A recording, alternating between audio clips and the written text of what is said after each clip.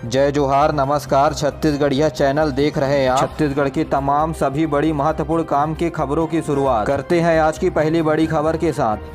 छत्तीसगढ़ में केंद्रीय गृह मंत्री अमित शाह और मंडाविया आ जाएंगे रायपुर। बीजेपी नेताओं की लेंगे हाई लेवल मीटिंग। केंद्रीय मंत्रियों के साथ बैठक में सबसे चुनावी घोषणा पत्र पर अहम मुद्दा हो सकता है। अमित शाह कुछ टिप्स देंगे ताकि चुनाव में भाजपा वोटरों को अपनी ओर कनेक्ट कर सकें। छत्तीसगढ़ भारतीय जनता पार्टी 2023 के चुनाव को हर हाल जीतने का प्रयास कर रही है। यही वजह है कि केंद्रीय मंत्री एक बार फिर रायपुर आ रहे हैं। महीने 5 जुलाई को शाह ने रायपुर में रात बिताई और नेताओं की बैठक ली थी। उन्होंने ओम माथुर और नितेश नवीन से आंतरिक रिपोर्ट मांगी। शाह शनिवार को यानी आज रिपोर्ट अपडेट करने आ सकते हैं। आपको बता दें कि 2 दिन पहले दिल्ली में भाजपा के राष्ट्रीय अध्यक्ष जेपी नड्डा और छत्तीसगढ़ के प्रदेश प्रभारी ओम माथुर ने 1.5 घंटे बंद कमरे में बैठक ली थी। नड्डा ने छत्तीसगढ़ प्रदेश की भाजपा के हालातों पर माथुर से रिपोर्ट ली और चुनावी एक्शन पर प्लान डिटेल करने को कहा। सांसद राजीव शुक्ला ने केंद्र सरकार से संसद भवन में मांगी बेमौसम बारिश से छत्तीसगढ़ में हुए फसलों के नुकसान के साथ मुआवजों की जानकारी। केंद्रीय कृषि मंत्री ने एसडीआरएफ एनडीआरएफ का दिया हवाला। छत्तीसगढ़ में लगातार बेमौसम बारिश के चलते हुए नुकसान को लेकर कृषि एवं किसान कल्याण मंत्री से सवाल किया गया। उन्होंने फसलों को भारी नुकसान होने की बात कहते हुए किसानों को मुआवजा देने जाने का भी प्रस्ताव की जानकारी मांगी। आपको बता दें कि छत्तीसगढ़ सरकार ने मार्च महीने में बेमौसम बारिश और ओलावृष्टि से 18,197 हेक्टेयर कृषि और बागवानी फसल क्षेत्र प्रभावित होने की जानकारी दी है। राज्य के 18 जिलों में 27,685 किसान प्रभावित हुए। उन्होंने कहा कि राज्य सरकार मुख्य रूप से प्राकृतिक आपदाओं के मद्देनज़र आवश्यक राहत उपचार बनाने के लिए जिम्मेदार है। छत्तीसगढ़ के मुख्यमंत्री भूपेश बघेल ने आईटीआई के आधुनिकीकरण के लिए टाटा टेक्नोलॉजीज के साथ एमओयू साइन करेंगे। जी हां, 22 जुलाई को मुख्यमंत्री कार्यालय में आयोजित कार्यक्रम में राज्य के 36 शासकीय आईटीआई और आधुनिकीकरण के लिए लगभग 1,188 करोड़ रुपए के परियोजनाओं पर टाटा टेक्नोलॉजी के साथ एमओयू साइन कराया जाएगा। गौरतलब है कि टाटा टेक्नोलॉजीज के साथ होने वाले एमओयू के तहत राज्य में 36 आईटीआई नई टेंडों में 23 शॉर्ट टर्म कोर्स प्रशिक्षण दिया जाएगा। आइए अब बात करते हैं सरकारी नौकरी की। आंगनबाड़ी सहायिकाओं के 19 पदों पर भर्ती हेतु आवेदन आमंत्रित बिलासपुर से किया गया है। बिलासपुर शहर के वार्ड क्रमांक 21 के 3 पदों पर तो वहीं 53 के 2 पदों पर वार्ड क्रमांक 23, 25, 28, 30, 32, 33, 34, 37, 41, 44, 45, 46, 60 और 66 में 1-1 पदों पर आंगनबाड़ी सहायिकाओं के भर्ती हेतु 25 जुलाई से आवेदन आमंत्रित किए जाएंगे। आवेदन की अंतिम तारीख 8 अगस्त 2023 तक किया गया है। रिक्त पदों में विस्तृत जानकारी हेतु निर्धारित आवेदन पत्र कार्यालय परियोजना अधिकारी एकीकृत बाल विकास परियोजना बिलासपुर से प्राप्त कर सकते हैं। तो वहीं कोरबा में 1 से 31 अगस्त तक जिले में मनाया जाएगा वजन त्यौहार। 0 से 6 वर्ष से कम आयु तक के बच्चों का वजन त्यौहार पोषण स्तर का किया जाएगा माफ। वहीं कोरबा जिला प्रशासन के द्वारा अभिभावकों से वजन त्यौहार में बढ़ चढ़कर भाग लेने हेतु किया गया है आग्रह। गौरतलब है कि 1 अगस्त से 13 अगस्त 2023 तक वजन त्यौहार बिलासपुर प्रशासन की ओर से किया जा रहा है। जिला कार्यक्रम महिला बाल विकास विभाग वजन त्यौहार से संबंध में जानकारी देते हुए बताया कि बच्चों के साथ जनमानस को पोषण के बारे में जानकारी देने के लिए यह कार्यक्रम चलाया जा रहा है। मुख्यमंत्री भूपेश बघेल ने कहा है कि छत्तीसगढ़ की संस्कृति को संभालने का काम कलाकारों के द्वारा किया जा रहा है। भेंट मुलाकात कार्यक्रम में मुख्यमंत्री रायपुर में छत्तीसगढ़ के कलाकारों से रूबरू हुए। इस दौरान हुए अन्य पद्मश्री पद्म भूषण से सम्मानित कलाकार और निर्देशक फिल्म निर्माताओं से मुलाकात की। मुख्यमंत्री ने हरेली त्यौहार की शुभकामनाएं देते हुए कलाकारों का अभिनंदन किया।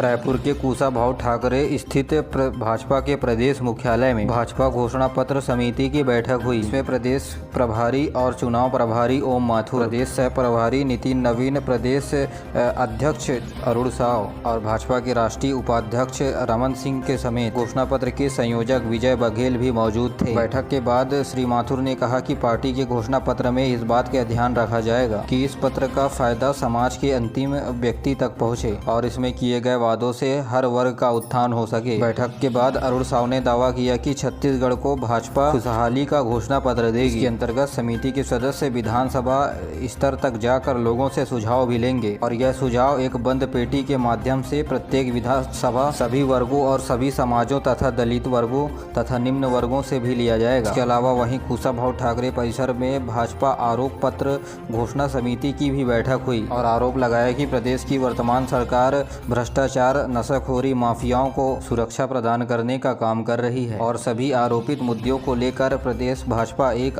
आरोप पत्र प्रस्तुत करेगी। वहीं प्रदेश के पूर्व भाजपा अध्यक्ष अजय चंद्राकर ने कहा कि कांग्रेस सरकार अपनी नाकामियों की वजह से विश्वास को खो दिया है। वहीं कल से चलने वाले विधानसभा सत्र के दौरान भाजपा विधायकों के द्वारा अविश्वास प्रस्ताव भी लाया जाएगा।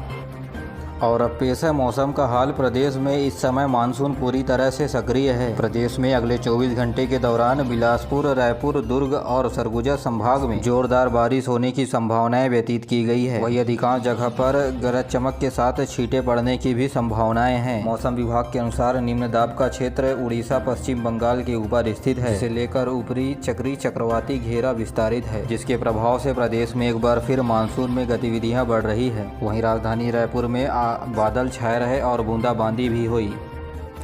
छत्तीसगढ़ में संविदा कर्मचारियों ने भरी हुंकार। छत्तीसगढ़ के पहले तिहार के दिन करेंगे जेल भरो आंदोलन। नियमितीकरण के वादों को पूरा करने के लिए हड़ताल पर बैठे प्रदेश के संविदा कर्मचारियों की सुध सरकार नहीं ले रही है, जिससे नाराज कर्मचारी रायपुर के तूता धरना स्थल पर सामूहिक रूप से 17 जुलाई को यानी आज हरेली के अवसर पर जेल भरो आंदोलन की हुंकार भरी है। आपको बता दें, कर्मचारियों पर एस्पा लगाए जाने के विरोध में संविदा कर्मचारियों ने सामूहिक त्यागपत्र सौंपे हैं।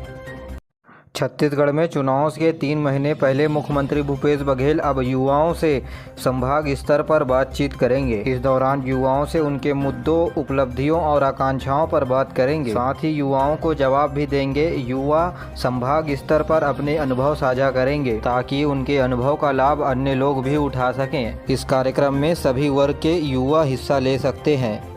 राज्य में मितानिनों के मानदेय में वृद्धि कर दी गई है। इस संबंध में मंत्रालय से जारी आदेश के अनुसार मितानिनों को दी जाने वाली प्रोत्साहन राशि के अलावा मितानिन कल्याण योजना के तहत 2200 रुपये की अतिरिक्त राशि हर महीने दी जाएगी। राज्य सरकार ने इस साल 1 अप्रैल से मितानिनों के मानदेय में बढ़ोतरी करने को मंजूरी दी है। राष्ट्रीय सांख्यिकी कार्यालय के क्षेत्रीय कार्यालय रायपुर के द्वारा इन दिनों छत्तीसगढ़ प्रदेश में स्वच्छता पखवाड़ा मनाया जा रहा है। इस दौरान बोरसी केंद्र में स्वच्छता कार्यक्रम आयोजित किया गया। इस दौरान बोरसी बाजार में आने वाले दुकानदारों और ग्राहकों को अपने आसपास गांव में स्वच्छता को बनाए रखने के लिए प्रेरित किया गया। वहीं हाई स्कूल के परिसर में भी स्वच्छता जागरूकता कार्यक्रम आयोजित किया गया। इस दौरान लोगों ने वृक्षारोपण कर पर्यावरण के प्रति अपनी जिम्मेदारी निभाने का संकल्प लिया। राष्ट्रीय सांख्यिकी कार्यालय के उप महानिर्देशक रोशन लाल साहू ने कहा, स्वच्छता पखवाड़े के दौरान स्वच्छता कार्यक्रम से संबंधित विभिन्न प्रकार के कार्यक्रम चलाए जा रहे हैं, जो प्रदेश में 15 जुलाई तक जारी रहेंगे। इस कार्यक्रम में लोगों को आसपास और अपने कार्यस्थल के चारों ओर सफाई रखने के लिए प्रेरित करना है। गौरतलब है कि केंद्र सरकार ने जल संसाधन मंत्रालय और स्वच्छता मंत्रालय को नोडल संस्थान के रूप में देखरेख करने को कहा है। छत्तीसगढ़ विधानसभा का मानसून सत्र 18 जुलाई से 21 जुलाई के बीच प्रस्तावित है। 17 जुलाई को हरेली त्योहार के बाद भारतीय जनता पार्टी राज्य सरकार को विभिन्न मुद्दे के ऊपर घेरने की तैयारियां बना रही है। छत्तीसगढ़ विधानसभा के नेता प्रतिपक्ष नारायण चंदेल ने बयान जारी करते हुए कहा कि यह दुर्भाग्य की बात है। छत्तीसगढ़ में ये दुर्भाग्य की बात है कि जब से राज्य सरकार ने अपनी कमान संभाली है, तब से विधानसभा में कोई भी सत्र पूरा नहीं हो पाया है। समय से पहले ही विधानसभा सत्र को रद्द कर दिया गया। यह परिचायक है कि विधायकों के द्वारा कांग्रेस सरकार के ऊपर विश्वास नहीं है। श्री चंदेल ने आरोप लगाया कि सरकार चर्चा से बचना चाहती है। उन्होंने कहा कि विधानसभा में विपक्ष तो प्रश्न पूछेगा और उन्हें सवाल का जवाब देना होगा।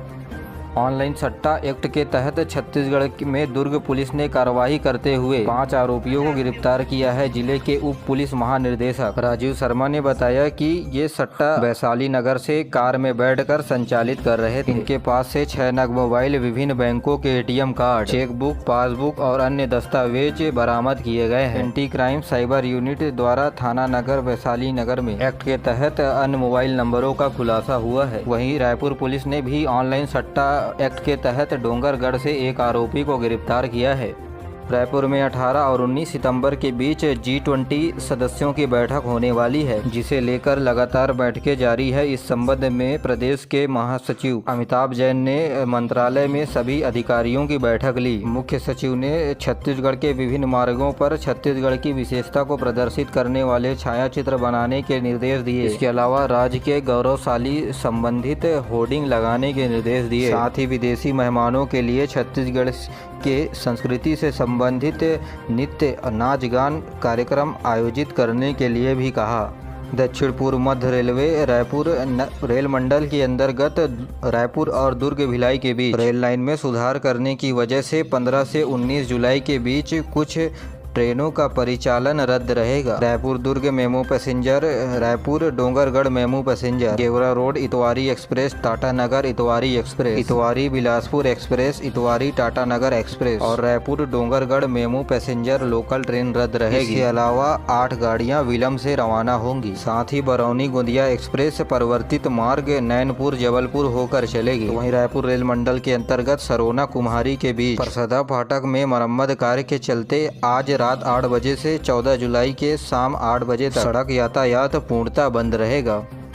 स्वच्छता और पर्यावरण के प्रति जागरूक करने के लिए वन विभाग के द्वारा घर घर पौधा तुहर द्वार कार्यक्रम चलाया जा रहा है। इस योजना के माध्यम से छत्तीसगढ़ के प्रत्येक घर घर में निःशुल्क पौधा दिया जाएगा। वहीं नगर निगम रायपुर के लिए एक व्हाट्सएप नंबर 75041761 भी जारी किया गया है, जिसके माध्यम से लोग पौधा अपने घरों तक मंगा सकते हैं। नगर निगम की टीम अधिकतम 5 पौधे आपके घरों तक 2 से 3 दिनों के बीच पहुंचा दिया जाएगा।